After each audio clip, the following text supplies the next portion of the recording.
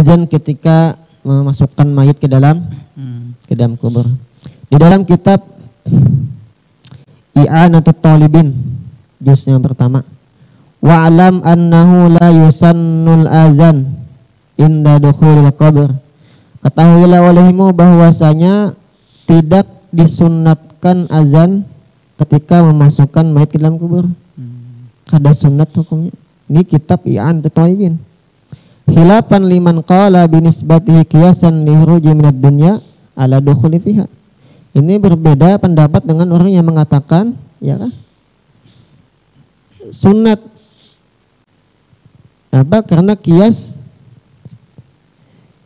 kepada orang yang baru dilahirkan ke dunia. Memang ada ulama yang berpendapat kiasnya kepada anak yang baru dilahirkan. Tapi pendapat ini tidak diketahui persis siapa ulamanya yang berpendapat.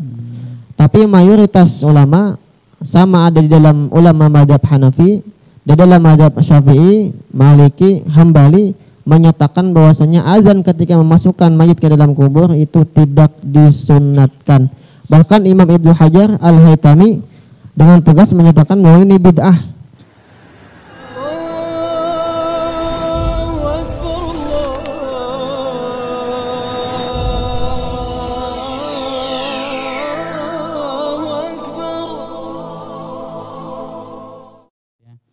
Baik, Guru, ini ada beberapa pertanyaan yang ingin saya sampaikan berkenaan dengan sholat, sunnah-sunnah sholat tadi. Terutama ini adalah, pertanyaan pertama ini mengenai azan tadi dulu, Guru. Pertama ingin saya tanyakan, kira ini kan masyarakat kita taunya azan gitu ya kan. Apa itu artinya azan secara bahasa? Mungkin Guru sebagai pengajar bahasa Arab mungkin bisa lebih menjelaskan lagi. Yang kedua, mana sih sebetulnya istilah yang lebih tepat, muazin kah Bilal? Kan karena kebanyakan kalau kita di kampung lagi kita Banjar kan Bilal begitu aja. Nah, itu pertama.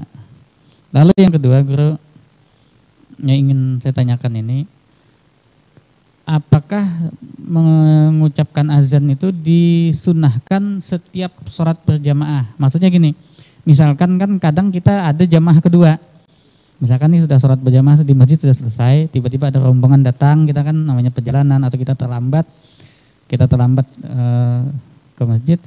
Nah, kalau kita mau bikin jamaah lagi nih, itu apakah perlu azan lagi, qomat lagi, atau boleh langsung sholat aja? Nah ini yang dua itu aja dulu. Jadi istilah yang pas itu ya muazin, ya kah, muazin. Adapun Bilal itu mungkin mengenang, ya muazin Nabi yang pertama. Itu Sayyidina Bilal. Jadi disebut dengan Bilal, ya. Tapi istilah itu kada masalah. Toh juga kita kan sering menyebut pasta gigi dengan odol. Ya Allah, apa aja odol ya. Mau Ciptaden kah, Pepsodent, tetap odol namanya, ya. Nah, itu juga kadang bilang sepeda motor ya Honda semua. Ya. Jadi istilah-istilah yang kada masalah itu, ya. Nah, kemudian apakah azan itu disyariatkan untuk waktu sholat atau disyariatkan untuk sembahyang? Nah, ya. Maka di dalam mazhab Syafi'i, kalau pendapat nang mu'tamad nang kuat itu adalah azan itu disyariatkan untuk sembahyang. Idza nadaitum ila sholat, ya kalah. Idza hadaratis sholat, falyu'adzin lakum ahadukum waliyummakum akbarukum. Apabila telah tiba waktu sembahyang, maka azanlah, ya kah, untuk kamu oleh salah seorang daripada kalian. Jadi pendapat yang kuat itu di dalam mazhab Syafi'i adalah azan itu disyariatkan untuk sembahyang. Jadi setiap kita hendak sembahyang, walaupun sudah azan, ya kalau kita hendak sembahyang lagi nih di rumah, di masjid azan, kita di rumah sembahyang, karena masa pandemi kan kada bisa berjamaah, maka tetap kita disunatkan azan. Atau tadi rombongan yang kedua, dia disunatkan azan, karena azan itu disyaratkan untuk sembahyang, bukan untuk masuk waktu, kada. Jadi walaupun masa waktu sudah telah terlewat, tetapnya boleh azan, karena syariat azan itu untuk sembahyang. Ya kan? Wa idza nudiyatis salat, ya Allah. Wa idza nudiyatil salati ila jum'at ila fas'au ila Dzikrillah. Nah, jadi itu yang apanya tah? Azan itu disyaratkan untuk sembahyang atau asalnya telah untuk sembahyang.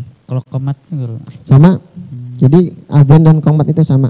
Karena lu pernah, kalau ada salah lah pernah dengar, kalau masuk waktu sholat ya jamaah pertama tuh azan dengan qomat.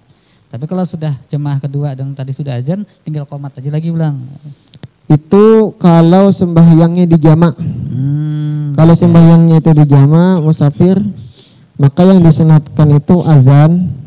Kemudian sembahyang yang keduanya itu disunatkan qomat. Jadi pertama azan qomat. Habis itu yang kedua qomat lagi. Double azan lagi. Double azan lagi. Jadi qomat. Jadi pas sudah selesai sholat yang pertama berdiri qomat atau sembahyang pulang. Nah itu. Tadi apa lagi tadi? Itu aja guru. Itulah. Lalu ini guru, ini masalah ini sering sekali jadi perdebatan di masyarakat nih. Kadang-kadang sampai keluarga pun bermusuhan gara-gara ketika ada keluarga yang meninggal kan ada yang mengazani nih. Nah ini sebetulnya hukumnya kayak apa nih guru? Karena dia mengatakan itu bid'ah aja. Ya. Dia mengatakan itu sunnah. Ya kan? Azan ketika memasukkan mayit ke dalam kubur. Di dalam kitab I'anatut Talibin juz yang pertama, wa'lam annahu la yusannul azan inda dukhulil qabr. Ketahuilah olehmu bahwasanya tidak disunnatkan azan ketika memasukkan mayit ke dalam kubur. Kada sunnat hukumnya. Ini kitab I'anatut Talibin. Khilafan liman qala binisbatihi qiyasan li khuruji minad dunya ala dukhuli fiha.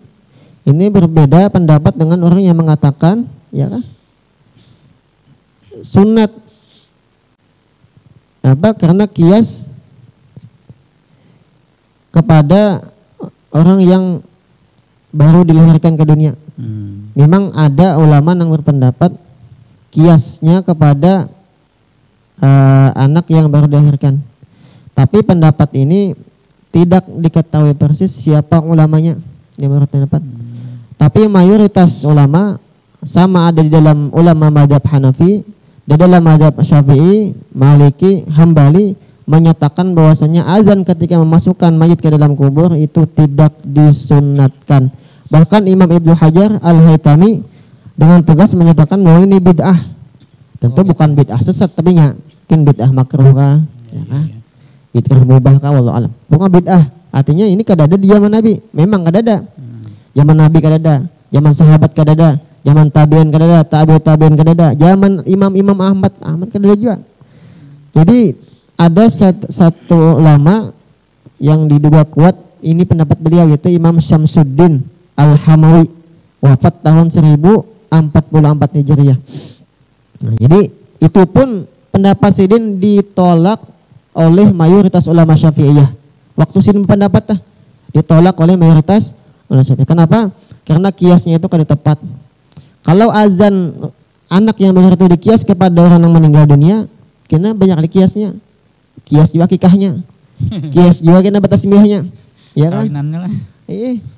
Kias lagi anehnya. Nah, jadi memang pendapat ini lemah dan memang ditolak oleh mayoritas ulama Syafi'iyah ditolak. Ada yang kitab Tuhfah ya juga disebutkan, hitam kata Fatawi Fiqhiyah, Syarah Ubab. Nah, jadi yang sebujurnya itu kada sunat. Tapi ulama kenapa masyarakat itu nah?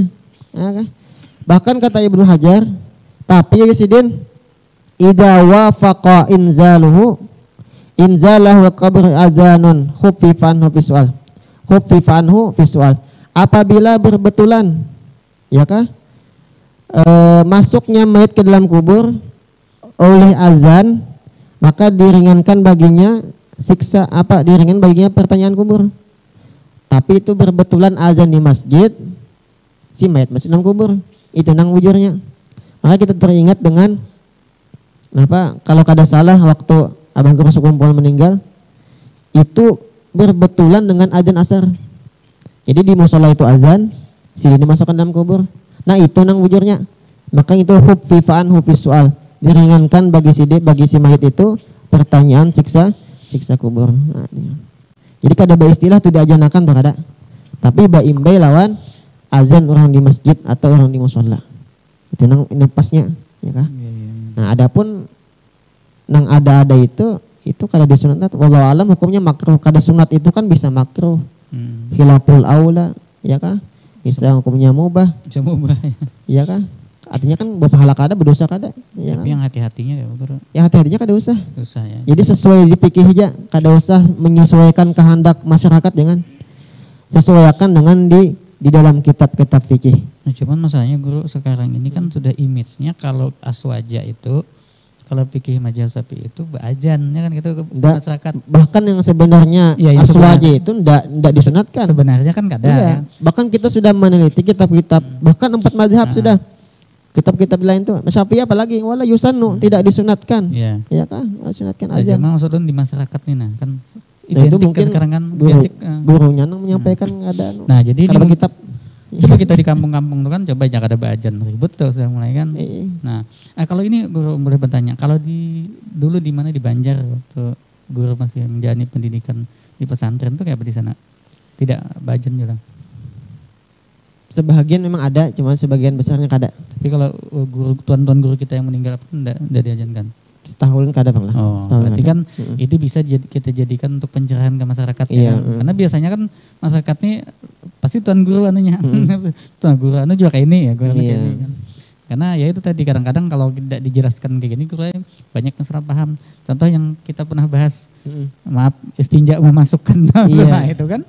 Di masyarakat kan banyak orang kada mantap tuh kalau ada di kada wajib juga harus. Kenapa? Karena yang menyampaikan kadang-kadang kan guru-guru kita juga nih. Ya mungkin karena apa gitu kan. Ya, kadang menyampaikan pikir itu gaya-gaya tauhid nah itu kadang. Iya. Padahal hitam putih lah. Iya. Pada banyak khilafiyah itu. Iya betul. Nah, ini baik Guru. Sudah. Nah, yang ketiga nih. Jika seseorang tidak mempunyai gigi, apakah disunahkan coba siwak? Ompong nih Guru. Iyalah tadi disunahkan iyalah. Siwak. Di dalam kitab Fathul Muin, wa inna ma yata'akkadu siwak walau liman la asnana lahu likulli wudu'in wa likulli sholatin. Dan hanya saja yuta'akkadu ya kah dimuakkadkan, disunatkan, ditekankan siwak itu penting. Siwak ini sampai Nabi laula an asyqa ala ummati nih. Seandainya ini aku kada memberatkan umatku, aku perintahkan wajib ya kan kepada umatku. Artinya muakkad bana sunatnya ta. Walau liman la asnana lahu. Sekalipun bagi orang yang kada bisa gigi. Ompong ya kan ada gigi. Cuma mungkin di siwaknya itu dihaluskan begitu supaya kada lingsak. Ya. Likulli sholatin wa likulli wudu'in. Likulli wudu'in wa likulli sholatin. Iya. Setiap anak berwudu disunatkan masih. Cuman ya kenapa tadi idza amartukum bi amrin fa'atu mastata'tum kalau Nabi. Bila aku perintahkan Nabi kerjakan semampu kamu. Betul. Artinya apa dilaluakan nah itu nah yang penting simbolis. Ya kan artinya ini ulun mengamalkan junan perintah pian nah. Cuman waktu berhubungnya kadada jadi seadanya aja kan. Nah, itu tah. Yang penting digisik kelas sedikit kan. Iya, cuman jangan juga gisik mana luka kena gusi ya. Luka gusi udah pulang. Jangan junang terlaluan lu belukaannya. Artinya apa? Menggawi sesuatu nang semampu kita, ya kah? Artinya nih ulun nabi nah mengamalkan apa nang pian suruh tapi berhubung dirinya kadada jadi seadanya aja kan gitu nah. Nah, sunat juga tetap kada bagi gigi sunat. Nah, cuman ini kan nih zaman modern nih kan. Ada siwak sekarang yang bentuknya pasta gigi. Itu kayak apa itu? Siwak. Lebih Abdul mana ini dengan itu? Mungkin Abdul ini ya. Pasta gigi. Ada sekarang siwak itu kan diolahnya kayak pasta gigi. Oh iyalah. Nah itu tapi itu bersiwaknya kena di kamar mandi aja itu. Itu zaman siwak gigi odol, lah ya. Tapi bahannya siwak. Kenapa? Bagus saja.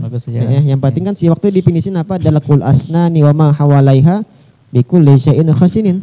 Menggosok gigi dengan sesuatu nang kasat. Apa aja nang kasat ya? Iya. Kain baju kah? Oh jadi bukan nama bendanya nih? Enggak. Cuman ini karena berhubung Nabi para sahabat memang pakai ini. Orang kayu siwak. Iya, siwak. Ini kan kasat ujungnya nih. Nah, bahkan pakai kain kan bisa. Yang penting kasat. Karena najis juga. Iya sih, yang penting suci, bendanya suci. Nah, cuman siwak dua kali tiga kali pakai basuh, jangan kali bebasuhan ya. Maksudnya ini Guru, kalau kita menggosok pakai ujung apa kain apa kan kotoran gigi kan najis ya kan? Enggak, kotoran gigi ada najis. Boleh aja kita gosokin. Karena takutnya ada jemaah mengira kayak kotoran gigi apa itu kan termasuk najis gitu. Baik Guru, ini ada pertanyaan lagi. Ya ini kan mengazankan anak yang baru lahir nih. Ini juga kan hilafiyah juga nih, setahu di masyarakat pertentangan. Nah, itu pertama yang ditanyakan itu bagaimana dalam mazhab Syafi'i. Nah, yang kedua bagaimana wanita yang mengazan ini. Nah, sementara di situ ada lelakian. Tadi kan disebutkan syarat muazin itu orang azan adalah Islam, tamyiz dan laki-laki. Ya kalau laki-laki, jadi babinian itu tidak disunatkan azan. Bahkan haram apabila di hadapan laki-laki ajnabi. Nah, pertanyaannya apakah ketika anak yang baru lahir itu perempuan boleh mengazani? Misalnya ada lelakian di situ, babinian semua. Ya karena di dalam kitab Khasyiyah al-Bujurimi disebutkan wa yusannu ayyu adzana fi udunil maulud walau min imra'atin. Dan disunatkan bahwa diazankan di telinga anak yang baru lahir itu sekalipun daripada perempuan. Boleh babinian mengazanakan. Lianna hadza laisa al-azan alladhi huwa min wazifati rijal.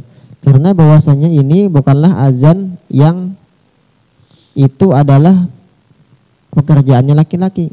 Bal al-muradu bi mujarradu dzikr al-tabarruk. Tapi yang dimaksud azan mengazani anak itu adalah semata-mata zikir aja untuk mengambil berkat. Berkat. Jadi babinian untuk sholat gitu lah. Ya, bukan untuk sholat. Jadi boleh aja babinian telah mengazani anak yang baru lahir. Abahnya ada sempat datang misalnya. Nininya tapi ajannya kada sama dengan ajan orang kada usah nyaring, kada usah pakai mic lah. Kada usah pakai mic ya kan. Kada usah nang ke kanan ke kiri itu kada usah juga ya kan. Yang penting ambil berkat aja. Allahu akbar, Allahu akbar. Nah, sebelah kanan azan, sebelah kirinya diiqamahkan. Itu maksudnya di ajan itu ambil berkat aja. Nah, supaya yang pertama kali didengar anak itu adalah kalimat-kalimat tauhid. Iya betul. Nah, jadi pemirsa yang dirahmati oleh Allah Subhanahu wa taala, itu tadi penjelasan dan sekaligus tanya jawab kita dengan guru kita Ustadz Mudasir Rahman. Nah, jadi tadi mungkin yang ingin saya garis bawahi di ujung tadi jawaban beliau tentang azan tadi ya. Jadi boleh wanita mengazankan bayi selama di situ hanya wanita guru lah. Karena fungsi azan yang ini bukan buat panggilan sholat, tapi pertama untuk menanamkan kalimat tauhid kepada pendengaran si anak pertama kali, dan yang kedua jelas itu ada berkahnya. Nah, gitu. Mungkin guru sebelum kita tutup ada yang ingin ditambahkan lagi yang mungkin tadi kelewatan atau apa? Atau ada pertanyaan bisa juga, ya kan? Nah, sementara ini belum ada yang masuk guru pertanyaan. Iya, pertanyaan. Nah, belum ada kayaknya. Gimana guru? Jadi ya tadi kesimpulannya adalah sebelum kita melaksanakan sholat 5 waktu yang wajib, ya kan, atas sembahyang Jumat itu disunatkan yang pertama tadi siwak, sikat gigi, kemudian disunatkan azan dengan segala ketentuan-ketentuannya. Nah, sunat di dalam azan, iqamah juga demikian, ya kan. Jadi hurufnya pas-pas, ya kan. Jangan terlalu dilagu-laguakan, ya kan. Jangan mantang-mantang bagus suara lalu di ayun-ayunnya, ya kan, kayak lagu dangdut jadinya. Nah, jangan. Ya kan, standar itu ajan ya Pak. Atau mengikuti lagu kiraat yang ada tuh sedang iya. Kadang ada juga ajan tuh kayak anak menangis, ya kan. Ada juga azan itu panggilan, ya kan, panggilan azan. Ya. Ada yang lagunya tuh kayak anak menangis tuh nah. Nah, juga ini ngapa kisahnya, maksudnya ini ngapa? Ajan tuh kan panggilan. Nah, kemudian lagi apa? Disunatkan berwudu, sunat berwudu, itu Pak suci. Nah, berdiri sunat juga. Nah, kemudian lagi apa? Mentelapuskan niat, melafazkan niat. Usolli fardhu zuhri misalnya, usolli fardhu isya'i, ya kan? Itu sunat ya hukumnya. Nah, kalau kita berjemaah tuh banyak lagi nih sunat-sunatnya lagi bertambah. Nah, itu sebahagian aja, ya kan? Nah, adapun azan tadi banyak faedah-faedahnya. Ya kan, faedahnya banyak. Azan. Siwak pun juga banyak faedahnya juga. Ya kan? Banyak faedahnya. Bahkan diantaranya adalah untuk memudahkan kita sakaratul maut. Jika orang semasa hidupnya itu melazimkan mengamalkan bersiwak, bersikat gigi gitu lah, maka insya Allah ketika wafatnya itu mudah, kada sulit lah. Bahkan ketika orang anak meninggal dunia pun disunatkan disiwakinya, disiwak. Jadi orang ini sakaratul maut, ya kan?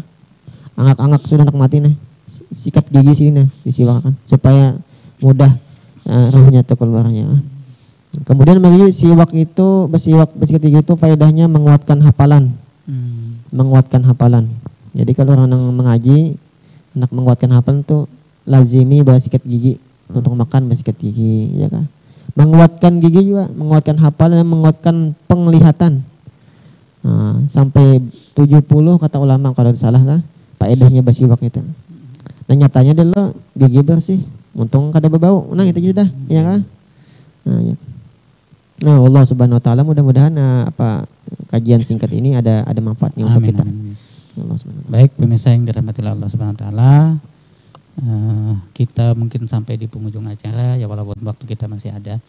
Dan sebelum saya tutup, saya mungkin ingin sedikit mengomentari yang disampaikan guru kita tadi.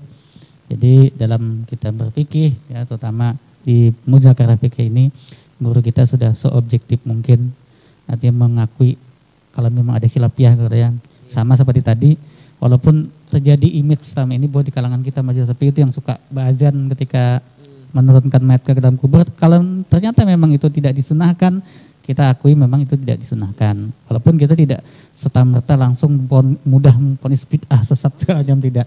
Tapi tetap kita, nah sama seperti yang terakhir tadi yang disampaikan guru kita mengenai melapaskan niat tadi, ya memang mungkin Nabi ya itu juga khilaf juga di antara para ulama melapaskan niat. Dan mungkin guru ulun mengomentari sedikit, karena kebujuran kan di kampus Bini Ulun ini lagi membahas masalah istihsan. Kalau ulun pribadi guru kadang ketika jadi imam sengaja ulun nyaringkan lapas untuk memberitahu makmum di belakang, nah ini kita sholat apa ya kan? Itu salah satu mungkin manfaat yang bisa kita ambil. Iya, nah, jadi apalagi ini dikerjakan sebelum takbiratul ihram kan, jadi masih aman.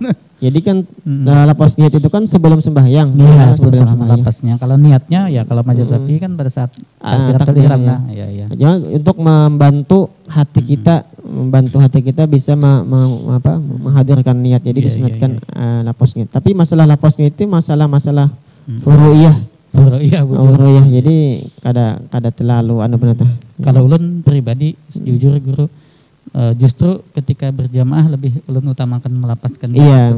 Karena bukan untuk rangkaian ibadahnya, tapi memberikan samalah kayak kita kita sembahyang zuhur lah nih di 4 rakaat kan gitu kan.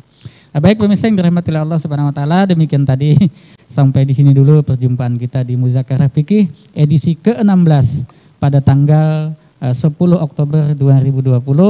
Mudah-mudahan ada manfaatnya. Subhanakallahumma wa bihamdika asyhadu an la ilaha illa anta astaghfiruka wa atubu ilaik. Wallahul muwaffiq ila aqwamit thariq. Wassalamualaikum warahmatullahi taala wabarakatuh.